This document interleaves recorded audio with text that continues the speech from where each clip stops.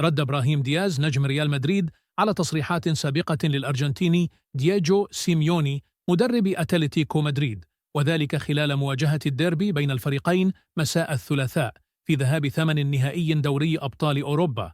تقدم رودريجو مبكرا لصالح ريال مدريد في المباراة التي احتضنها ملعب سانتياغو برنابيو قبل أن يتعادل خوليان ألفاريز لأتلتيكو مدريد في الشوط الأول.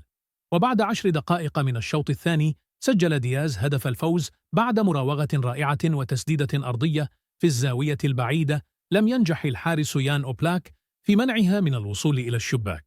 لا يحظى دياز بمكان أساسي في تشكيل ريال مدريد هذا الموسم، لكنه شارك أمام أتلتيكو في ظل غياب جود بيلينغهام بسبب الإيقاف، بينما شكك سيميوني في المؤتمر الصحفي قبل الديربي في أن يعتمد أنشيلوتي عليه أساسياً، الأمر الذي أزعج النجم المغربي على ما يبدو.